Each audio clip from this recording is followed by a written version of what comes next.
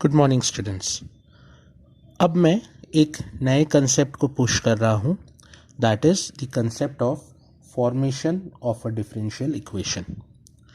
अभी जो मैंने पुराना कंसेप्ट देखा था उसमें डिफरेंशियल इक्वेशन का सल्यूशन और डिफरेंशियल इक्वेशन दोनों ही आपको दिया गया था और आपको सिर्फ वेरीफाई करना था कि जो सल्यूशन है वो वाकई में उसी गिवन डिफरेंशियल इक्वेशन का सल्यूशन है कि नहीं।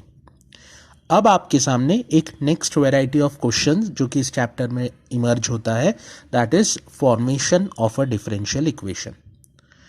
इसमें आपको एक जनरल सॉल्यूशन प्रोवाइड किया जाएगा एंड आपसे बोला जाएगा कि इस जनरल सॉल्यूशन से इससे बनने वाली डिफरेंशियल इक्वेशन का फॉर्मेशन करो। Means the idea is to create a differential equation from the general solution given to us। ठीक है, इसमें आपको जो इक्वेशन दी जाएगी या जो सॉल्यूशन दिया जाएगा वो कोई भी एक फैमिली ऑफ कर्व्स का, मान लीजिए स्ट्रेट लाइन की इक्वेशन दे दी जाएगी या सर्कल की इक्वेशन दे दी जाएगी, है ना, और आपसे बोला जाएगा कि इसमें से आप एक डिफरेंशियल इक्वेशन का फॉर्मेशन करो। जो आपको सॉल्यूशन दिया जाएगा उसमें नंबर ऑफ आर्बिट्रेरी कांस्टेंट्स को आइडेंटिफाई करना उसका एक स्किल है, क्योंकि अगर आपने number of arbitrary constants identify कर लिए उसी में ये बात छुपी रहती है कि डिफरेंशियल इक्वेशन कैसे कैलकुलेट होगी। जैसे मैं अब आपको एक एग्जाम्पल सॉल्व करके बताता हूँ और फिर आपको समझ में आएगा कि फॉर्मेशन ऑफ डिफरेंशियल इक्वेशन कैसे करा जाता है। एक एग्जाम्पल ले रहा हूं, ध्यान से देखना। अब मान लो कि मैंने आपको एक रिलेशनशिप दिया, एक इक्वेशन दे दी, x cube plus y cube is equals to 4ax। मान लो ये मैंने आपको एक रिलेशनशिप दे दिया या एक इक्वेशन दे दी। ये किसी भी कर्व की इक्वेशन हो सकती है, मुझे अभी मालूम नहीं है किस कर्व की है, लेकिन होगी अब किसी भी फैमिली ऑफ कर्व्स की।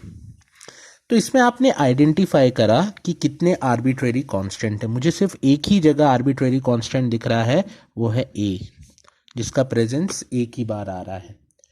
जितनी बार किसी इक्वेशन में आर्बिट्रेरी कांस्टेंट आ रहा है उतनी बार उस इक्वेशन को आपको डिफरेंशिएट करना पड़ता है। मतलब उस डिफरेंशियल इक्वेशन का जो ऑर्डर रहेगा it depends upon the arbitrary constant which you originally have in the general solution. आपके पास ये जनरल सॉल्यूशन दिया गया है और आपसे बोला गया है कि इससे बनने वाली डिफरेंशियल इक्वेशन बनाओ, इसलिए टॉपिक का नाम है फॉर्मेशन ऑफ डिफरेंशियल इक्वेशन। तो जो इसकी डिफरेंशियल इक्वेशन बनेगी उसमें एक ही बार dy बाय डी एक्स आएगा। क्यों एक ही बार आया? क्योंकि इसमें आर्बिट्रेरी कांस्टेंट भी एक ही बार है ना। अगर दो आर्बिट्रेरी कांस्टेंट होते तो आपका डबल ऑर्डर का डिफरेंशियल इक्वेशन बनता, वो मैं एग्जांपल देखकर आपको बताऊंगा। तो सबसे पहले अब मैं इसको डिफरेंशिएट करना स्टार्ट करता हूं और इसको जैसे ही डिफरेंशिएट करा मैंने इस इक्वेशन को, तो ये आ गया 3x² plus 3y² dy by d x is equals to 4a।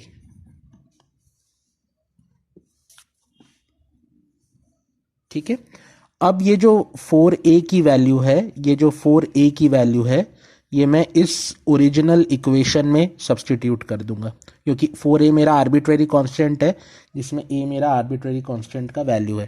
तो ये जो 4a का वैल्यू मैंने निकाल के रखा है ये मैं ऊपर वाली इक्वेशन में सब्सटीट्यूट कर दूंगा। तो उसको वापस रीसब्सटीट्यूट करा तो जो सोल्यूशन है अब वो ऐसा दिखने लग गया, is equals to 3x² plus 3y² dy by d x into x. ये x ये वाला ऊपर वाला 4a का जो वैल्यू यहाँ से निकाला वो मैंने यहाँ पे सब्सटीट्यूट कर दिया है। It has been already been substituted. तो अब ये बन गया x³ plus y³ is equals to 3x³ plus 3xy² dy by dx. x cube plus y cube plus 3 is equals to 3x cube. The x gets multiplied and it becomes 3xy square dy by dx. और अब इसको solve करता हूँ, ये पूरी term को इधर लेकर आ जाता हूँ, तो दिस बिकम्स, इसको वहाँ ले जाता हूँ या कैसे भी कर सकते हैं, तो दिस बिकम्स 2x क्यूब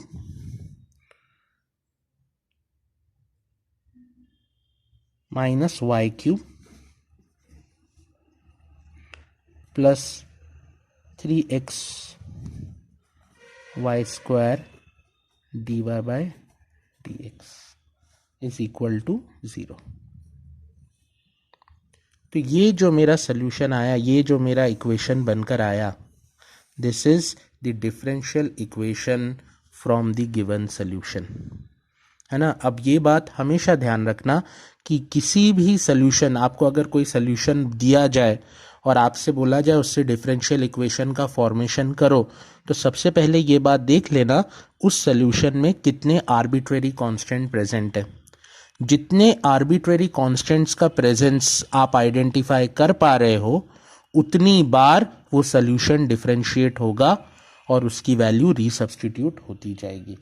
अब मैं आपको एक और एग्जांपल करके बताता हूँ जिसमें आपके पास दो आर्बिट्रेरी कांस्टेंट्स रहेंगे और आप उन दोनों को सॉल्व करके वो वैल्यूज़ वहाँ पे सब्स्टिट्यूट करोगे. ठीक है. So please, this is the first solution which I have solved. Solution था, क्वेश्चन था कि फॉर्मेशन ऑफ डिफरेंशियल इक्वेशन, तो ये मैंने डिफरेंशियल इक्वेशन फॉर्म करी, 4a की वैल्यू निकाली और इसी इक्वेशन में जहाँ 4a था वहाँ पे ये वैल्यू रीसब्स्टिट्यूट कर दी.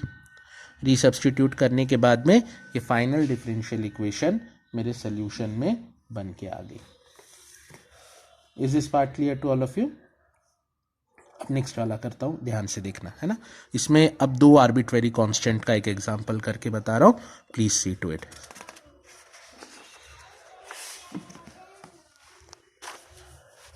सपोज आपके पास एक इक्वेशन है, किसी ने जनरल सोल्यूशन दे दिया है y इज इक्वल्स टू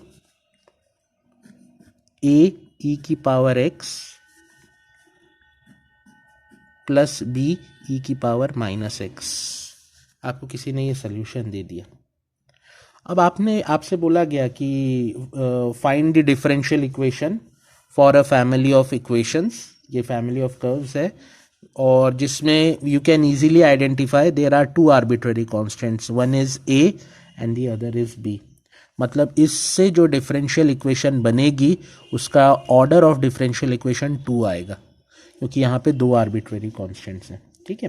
तो सबसे पहले मैं dy by d x calculate करता हूँ इसमें से. So dy by d x will be equal to a e की पावर x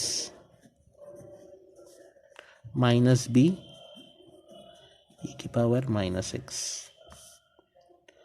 वापस क्योंकि दो आर्बिट्रेरी कांस्टेंट्स थे तो फिर से इसको डिफरेंशिएट करना पड़ेगा.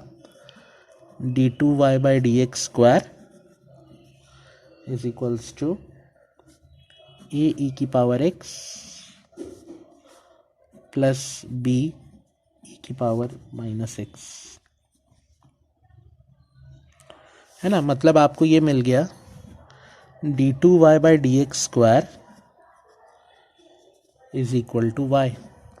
ये y की वैल्यू थी ना ओरिजिनल, तो अब मैंने इसमें से इक्वेशन बना ली d2y by d x square minus y is equals to 0.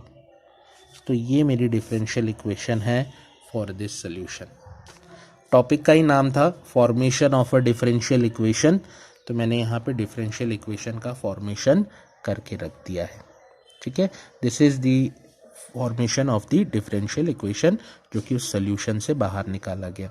ये बात बहुत ध्यान रखना इसमें कि number of arbitrary constants play a vital role.